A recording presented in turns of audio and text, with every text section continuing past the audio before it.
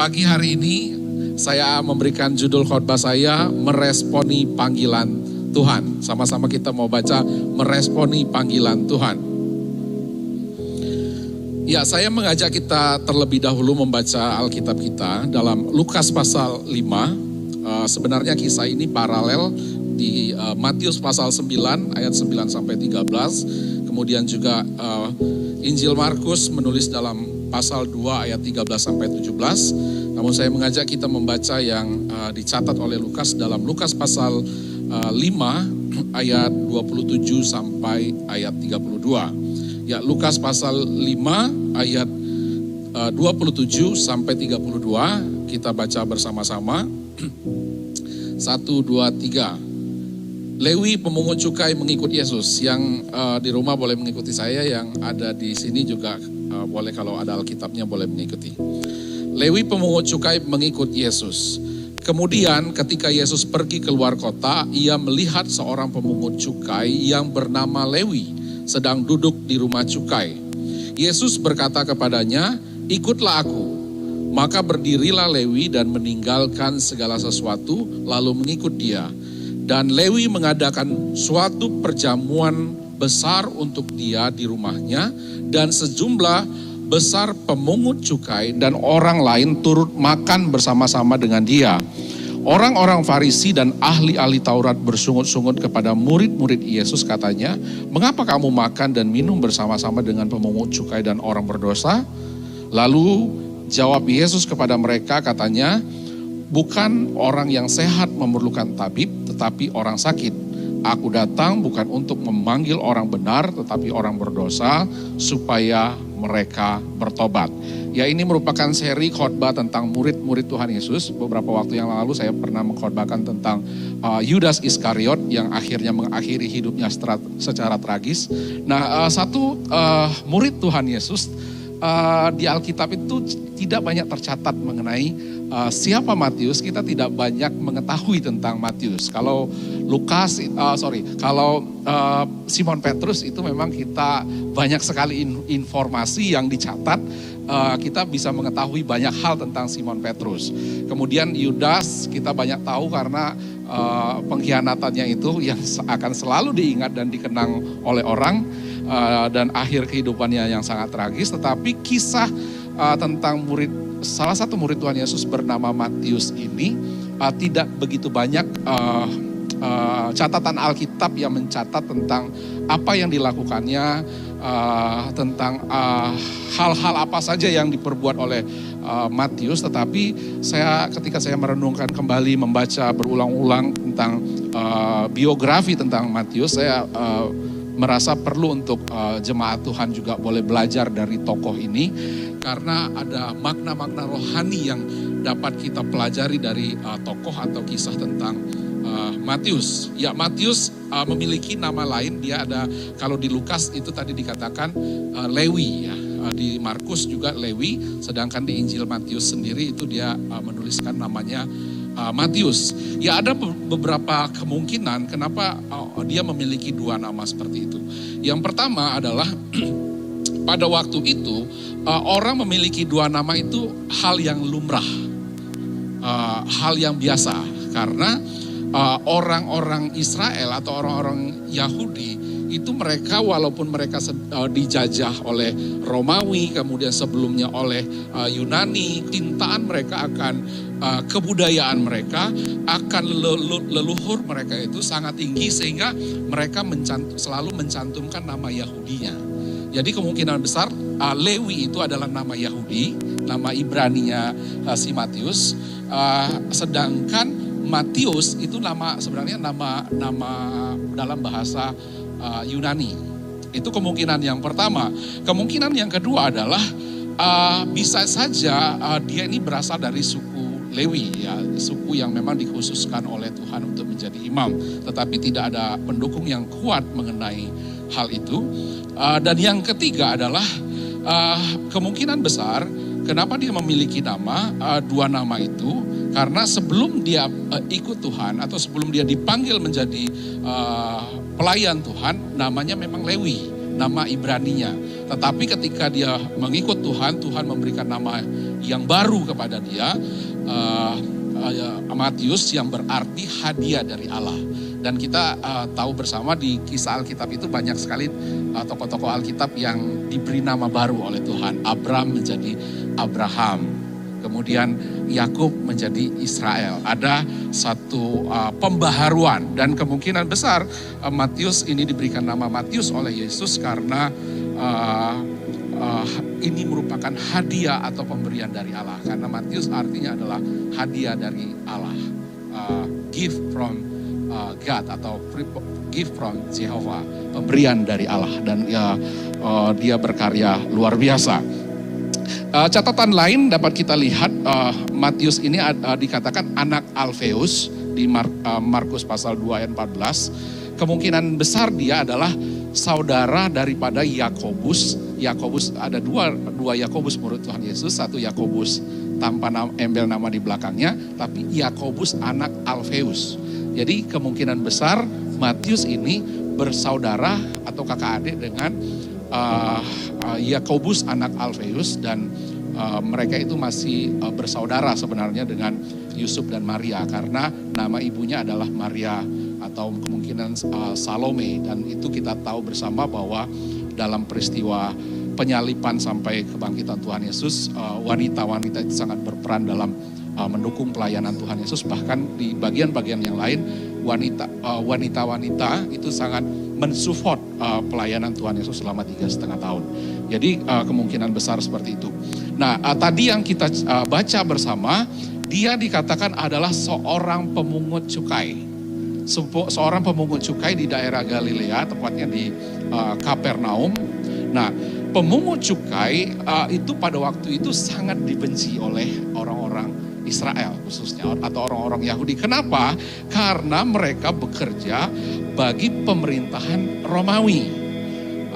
Dan mereka itu biasanya bagi orang-orang Yahudi, para pemungut cukai itu dipandang sebagai orang yang berdosa dan disetarakan seperti pelacur. Dan banyak kisah-kisah tentang misalnya Sakyus, orang pendek, dia juga pemungut cukai. Kemudian ada 2 orang berdoa di bait Allah, seorang imam dia menengadah ke atas Tuhan, aku sudah memberikan perpuluhan dengan setia, aku beribadah dengan setia. Nah, kemudian ada orang pemungut cukai, dia di pojok, dia tidak berani mengangkat kepala dia, dan dia berdoa, Tuhan, aku orang yang berdosa. Tuhan katakan, sesungguhnya doa ini didengar oleh Tuhan. Nah, banyak kisah-kisah dalam Alkitab yang mengkisahkan sebenarnya ada pandangan negatif yang sangat negatif kepada para pemungut cukai, karena mereka bekerja bagi pemerintahan Romawi dan biasanya itu mereka suka melakukan korupsi, menarik pajak yang lebih tinggi daripada seharusnya. Karena pemerintahan Romawi tidak memberikan gaji kepada mereka, mereka mendapatkan keuntungan atau gaji mereka dengan cara menaikkan standar, misalnya 10% dari penghasilan, nah mereka naikkan jadi 15%. 5%-nya untuk kepentingan mereka. Dan biasanya para pemungut cukai itu cukup kaya. Nah, Sakyus walaupun cilik orangnya, tapi banyak uang. Nah, kemungkinan besar Matius ini walaupun dibenci, tapi dia cukup berada, dia punya rumah dan dia bisa mengadakan pesta yang besar di rumahnya. Dan kisah lain nanti juga akan saya dalami, bahwa dia adalah penulis Injil Matius, dan dia menjadi misionaris ke Partia dan juga ke Ethiopia. Ini tidak di Alkitab tapi berdasarkan catatan sejarah, dan dia mati martir, dibunuh oleh pedang karena dia mengabarkan kabar baik di Ethiopia. Nah, bagaimana seorang Matius, seorang yang punya latar belakang yang tadi saya sudah jabarkan, ketika dia dipanggil oleh Tuhan, Tuhan katakan, ikutlah aku.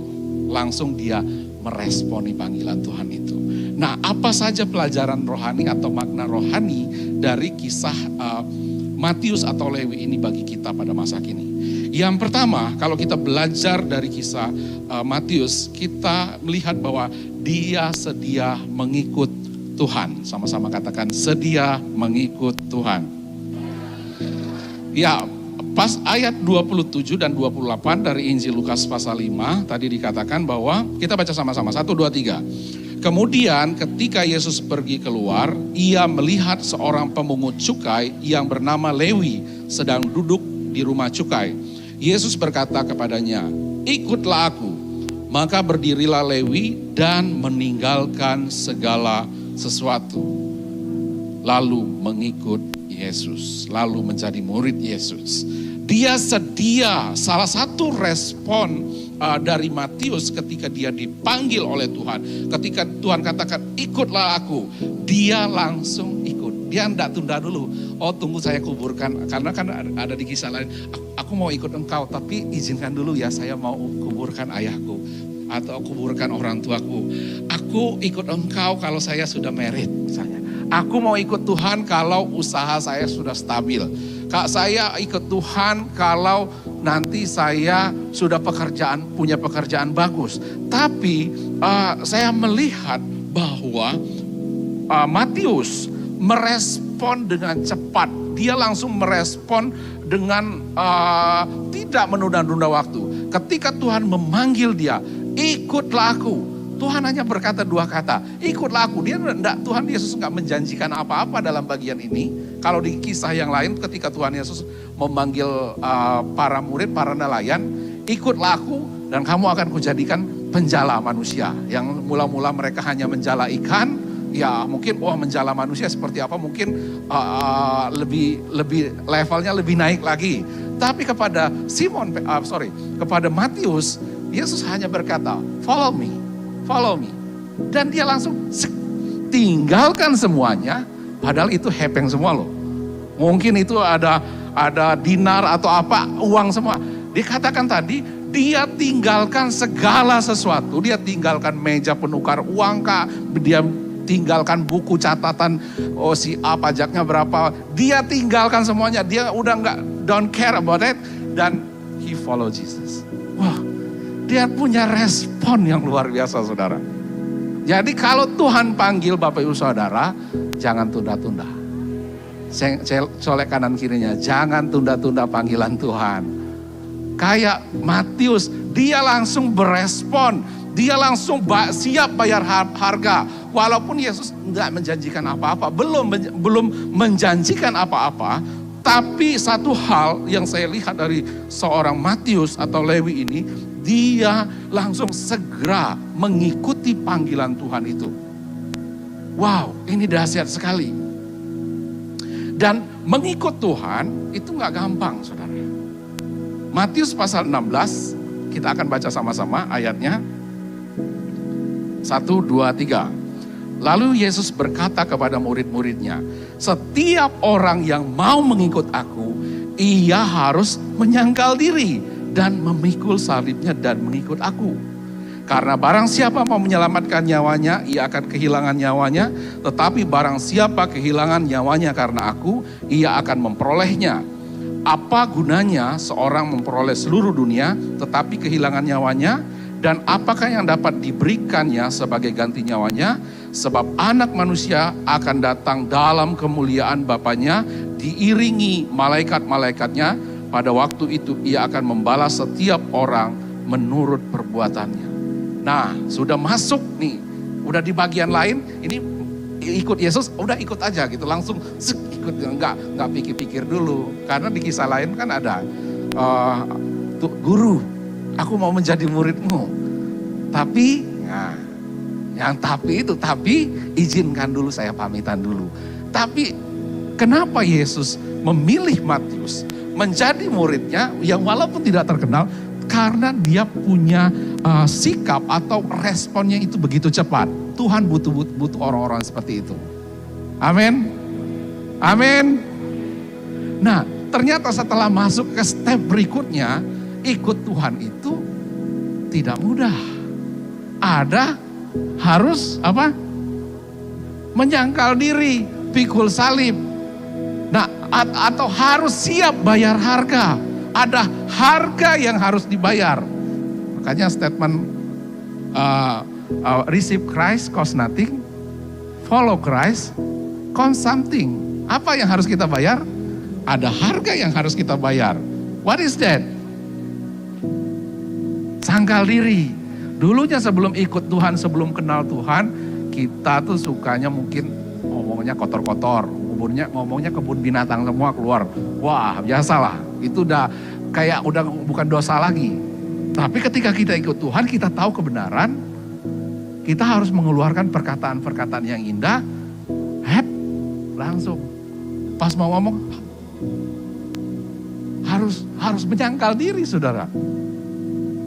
Dulunya sebelum kita kenal Tuhan, kita suka hidupnya kacau balau. Kita tipu sana tipu sini. Kita melakukan perbuatan-perbuatan yang melanggar firman Tuhan. Pada waktu ikut Tuhan, Tuhan katakan nggak boleh. Ya, dulu saya suka nonton. Wah, saya suka berjudi. Saya suka minum mabuk. Saya suka merokok. Ikut Tuhan, harus sangkal diri. Harus lepaskan semuanya itu, tinggalkan semuanya itu. Ya, sangkal diri. Nah, saya tahu kenapa Tuhan mengizinkan itu untuk mendatangkan kebaikan bagi kita. Tuhan memberikan perintah, memberikan larangan kepada umat manusia untuk tujuan kebaikan umat manusia itu sendiri. Tuhan gak larang kita, jangan ini nanti kamu, enggak.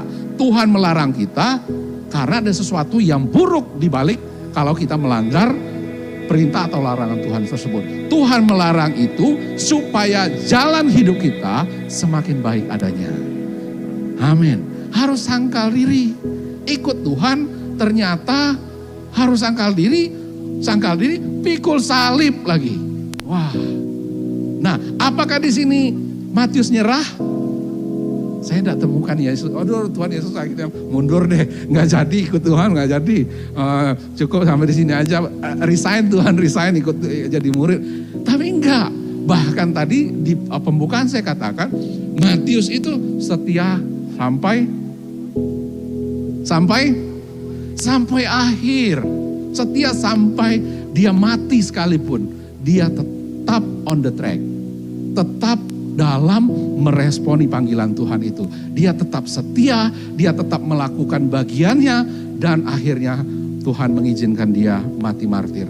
Tapi darah martir itu tidak sia-sia. Banyak orang Ethiopia diselamatkan bagi Tuhan. Banyak orang-orang Ethiopia mendengar kabar baik, kabar sukacita, kabar kerajaan Allah. Karena ada seorang Matius yang mau mengikut Yesus, yang sedia menyangkal diri dan memikul salib. Dan ingat janji Tuhan, Tuhan akan membalas setiap orang menurut perbuatannya pada waktu dia datang dalam kali yang kedua. Dan khusus bagi kita, Tuhan akan menyiapkan, memberikan mahkota kepada kita yang setia dan taat kepadanya. Yang mengerti katakan, amin. Ya, ada kisah juga, ini kisah di Alkitab dalam Matius Matius pasal 19 ayat 16 sampai 26. Tolong klik sekali lagi. Ya, ya ini kisah tentang orang muda yang kaya. Ya, saya tidak akan membacakannya, tapi pasti ibu bapak saudara sudah tahu tentang kisah ini, tentang seorang pemuda yang kaya. Dia katakan, "Guru, bagaimana caranya supaya saya memperoleh hidup yang kekal?" Tuhan Yesus katakan, jangan membunuh, jangan. Udah semua. Ini udah orang kaya, masih muda, ganteng, pasti ganteng lah. Karena orang kaya itu kan perawatannya pasti bagus lah ya. Ya kan? Makanannya nggak mungkin makanan warteg lah, nggak mungkin. Pasti makanannya itu baik, pasti dia itu atletis, mungkin glowing gitu sedikit mukanya gitu kan. Karena luar dalamnya baik, makanannya baik, perawatannya baik. Nah, ini orang muda yang kaya, apa yang harus saya lakukan? Jangan bunuh, jangan bersih. Udah semua saya lakukan. Wah, ini pemuda yang luar biasa ya. Udah kaya, tapi karakter kerohaniannya dia mantep lagi. Wah, ini pasti incaran cewek-cewek masa kini. Ya, udah semua. Oh, kalau gitu Tuhan Yesus bilang gini. Oh, kalau gitu jualah seluruh hartamu, kasih sama orang miskin, kemudian kamu akan ikut bersama-sama dengan aku. Mendengar hal itu, akhirnya menyesalah dia. Dengan kecewa dia tinggalkan Tuhan Yesus. Nah, kalau kita baca di ayat selanjutnya, ayat 27, udah selesai nih kejadian orang muda dan orang muda yang kaya. Saya akan bacakan. Lalu Petrus menjawab, karena setelah ini kan ada semacam terjadi perdebatan ya. Wah, kalau gitu siapa yang ini Tuhan, yang akan menerima kerajaan? Tuhan Yesus katakan, bagi Allah tidak ada yang mustahil. Kemudian setelah itu, mungkin udah orang kayanya udah nggak ada lagi, Petrus nanya. Lalu Petrus menjawab dan berkata kepada Yesus, kami ini telah meninggalkan segala sesuatu dan mengikut Engkau. Petrus sudah tinggalkan anak istrinya karena dia satu-satunya yang di Alkitab catat yang punya istri itu adalah Simon Petrus yang tercatat. Ya mungkin yang lain itu ada juga tapi Alkitab tidak memberikan data. Termasuk Matius kita tidak mengetahui apakah dia punya anak atau istri atau tidak. Kita hanya mengetahui dia pemungut cukai. Segala sesuatu dan mengikut Engkau. Jadi apa yang akan kami peroleh? Kata Yesus kepada mereka, aku berkata kepadamu, sesungguhnya pada waktu penciptaan kembali, apabila anak manusia bersemayam di atas kemuliaannya, kamu yang telah mengikut aku akan duduk di atas 12 tahta untuk menghakimi ke-12 suku Israel. Wah, saya itu kata Ibu Gembala. Bilang juga, saya itu. Kita akan menjadi hakim yang menghakimi ke-12 suku Israel. Dan ayat 29, dan setiap orang yang karena namaku meninggalkan rumahnya, saudaranya laki-laki, saudaranya perempuan, bapak atau ibunya, anak-anak atau ladangnya, akan kembali 100 kali lipat dan akan memperoleh hidup yang kekal. Tetapi banyak orang yang terdahulu akan menjadi yang terakhir dan yang terakhir akan menjadi yang terdahulu. Akan Tuhan kembalikan 100 kali lipat. Ini janji Tuhan. Aminnya cuma Ibu Gembala nih kayaknya yang paling siap terima janji Tuhan. Amin. 100 kali lipat. Dan di masa yang akan datang hidup kekal dan akan menghakimi ke-12 suku Israel. Ini upah yang tidak ternilai harganya, saudara. Wah iya.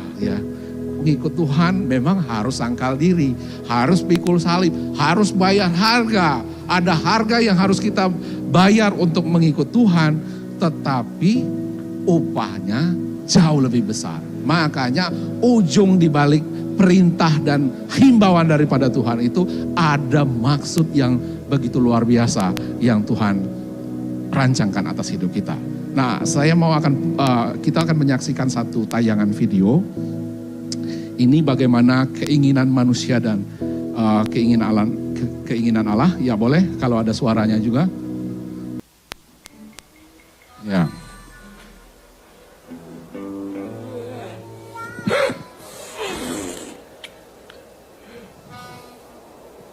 Habis airnya di padang gurun. Tuhan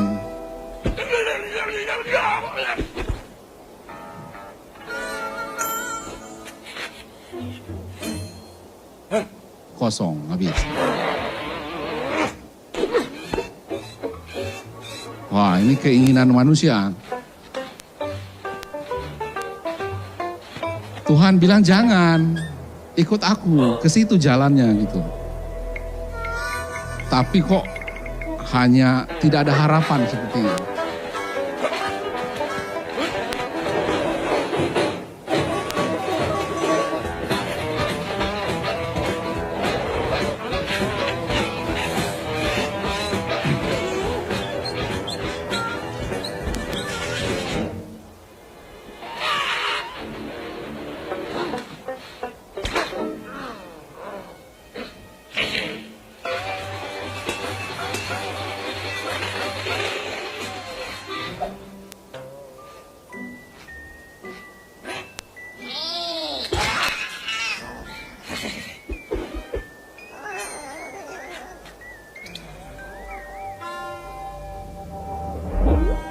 Ya, dapatnya cuma setetes.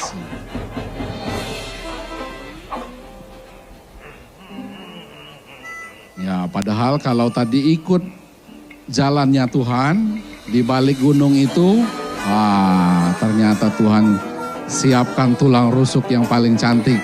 Nah. Ya. Siap ikut Tuhan? Amin. Siap ikut Tuhan? Siap sangkal diri? Siap pikul salib? Ya, kalau udah pikul salib, sangkal diri, bayar harga, aminnya berkurang. Amin. Siap terima berkat dari Tuhan? 100 kali lipat? Puji Tuhan. Tapi harus siap sangkal diri dan pikul salib. Ada pujian mengatakan mengikut Yesus keputusanku. I have decided to follow Jesus. I have decided to follow Jesus. I have decided to follow Jesus. No turning back, no turning back. Ayat yang kedua, I may wander, I still will follow. I still will follow. Through I will wander, I still will follow. No turning back, no turning back. Yang ketiga, the world behind me, the cross before me. The world behind me, the cross before me. The world behind me, the cross before me. No turning back, no turning back. Follow Jesus and no turning back. Amin. Ya, jadi pelajaran yang pertama kita melihat dari Matius adalah dia sedia mengikut Tuhan. Yang kedua adalah sedia melayani Tuhan. Sama-sama katakan sedia melayani Tuhan. Di ayat yang ke-27 Injil Lukas pasal 5 dikatakan, dan Lewi mengadakan suatu perjamuan besar untuk dia, untuk Yesus di rumahnya, dan sejumlah besar pemungut cukai dan orang-orang lain turut makan bersama-sama dengan dia. Ya, ini kemungkinan besar memang dia ini cukup punya banyak uang, karena dia menjamu dengan jamuan yang besar. Yang hadir itu para pemungut cukai atau teman-temannya Matius, murid Yesus punya murid-murid Yesus dan juga kemungkinan besar ada orang-orang Farisi, karena kan setelah ini ada debat antara Yesus dengan orang Farisi dan Saduki, para imam-imam kepala. Dia mengadakan jamuan, dia melayani Yesus, dia melakukan melayani Yesus yang sudah memanggil dia, yang sudah memberikan hak istimewa kepada Matius untuk ambil bagian dalam pelayanan yang besar, menjadikan Matius masuk dalam lingkaran ring satu Tuhan Yesus yang memanggil Matius menjadi muridnya, ikut terlibat, dan dia meresponinya. Yang pertama dia servis Tuhan Yesus, dia layani dengan jamuan. Nah, tetapi kalau kita melihat Matius itu pelayanannya bukan hanya sampai di situ. Walaupun Alkitab tidak banyak mencatat tentang kisah Matius, tapi Matius adalah penulis Injil Matius. Dia bukan pembicara yang hebat seperti Simon Petrus. Dia mungkin tidak punya karunia, kalau Simon Petrus itu bertobatlah. Memang orangnya cakap ngomong ya, karena orang itu kan ada yang pintar ngomong, meyakinkan banget ya kalau dia ngomong. Tapi kalau saya ngomong kok orang pada... Nah, karena memang karunia orang itu beda-beda. Matius mungkin karunianya bukan di situ, dia bukan leader, dia bukan pemimpin, tapi dia seorang administrator atau administrasi yang baik. Dia punya background sebelumnya adalah pemungut cukai. Dia biasa mencatat gitu, berapa pemasukan, berapa pengeluaran, sangat rapi. Dia tuh kalau tanya, kalau disuruh bicara, jangan suruh Matius, suruhlah Petrus. Itu orang yang tepat. Karena sekali dia ngomong, sekali dia khotbah, 3.000 orang berespon menerima Tuhan. Karena memang fasih dan sangat meyakinkan gitu. Dan dia seorang pemimpin gitu. Seorang yang berani ngambil keputusan cepat. Ya, tiba-tiba ada gelombang bergejolak, Yesus berjalan di atas air, dia yang nyemplung paling duluan. Dia yang paling berani. Ya Matius mungkin diam-diam aja dia catat berapa. Dia karena biasa mencatat gitu. Dia ingat, oh kami di atas di danau ada angin ribut. Itu terekam dan dia bukukan itu di dalam Injil Matius. Dan oleh karenanya kita dapat melihat kisah kehidupan dan pelayanan Tuhan Yesus ketika kita membaca Injil Matius. Dia melayani sesuai dengan talenta yang Tuhan percayakan kepada dia. Dia punya kemampuan untuk menulis. Kalau disuruh menulis misalnya mungkin Tadeus atau mungkin disuruh kepada Simon orang Selot, kurang tepat. Tapi dia sangat detail dan lihat, coba saudara baca di Injil Matius itu sangat sistematis penulisannya. Dan dia itu menulis itu dengan membuktikan supaya genaplah firman Tuhan yang disampaikan oleh Nabi.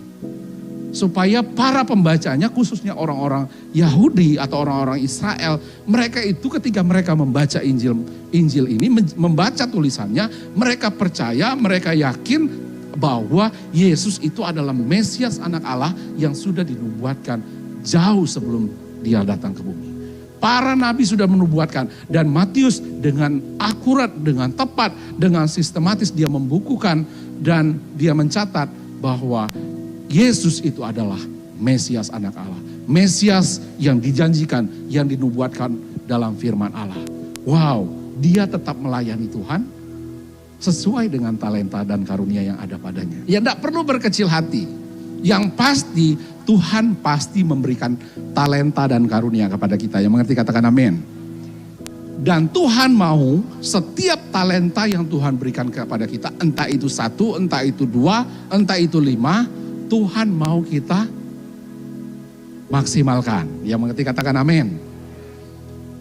Matius bukan seorang pengkhotbah, tetapi dia punya kemampuan, dia punya skill untuk menulis. Di bagian administrasi dia sangat baik dan dia persembahkan talenta yang ada padanya kepada Tuhan. Mencatat kisah-kisah tentang kehidupan dan pelayanan Yesus di mana juga dia menjadi saksi mata dari peristiwa itu dan dia mencatat kisah-kisah itu.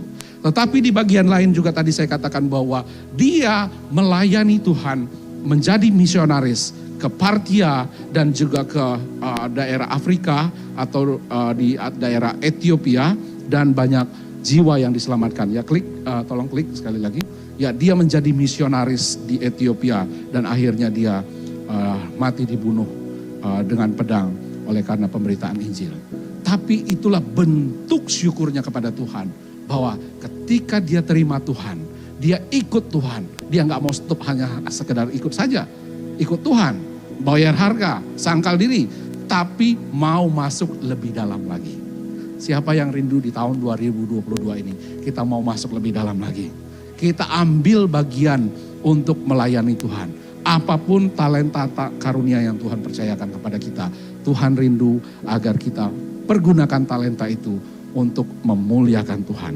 Di dalam Efesus pasal 4 ayat 11, juga di Roma pasal klik sekali lagi, dikatakan ada yang punya sebagai rasul, sebagai nabi, sebagai pengajar, sebagai gembala, ada karunia untuk melayani, menasehati, mengajar, menyumbang, memimpin, ada kemurahan, bernubuat, iman, menyembuhkan, mengadakan mujizat, roh pengetahuan, membedakan berbagai-bagai roh, bahasa dan menafsirkan bahasa roh, dan kita mau pergunakan itu bagi kemuliaan Tuhan. Siapa yang rindu tahun 2022 ini masuk lebih dalam lagi, ikut bersama-sama melayani Tuhan.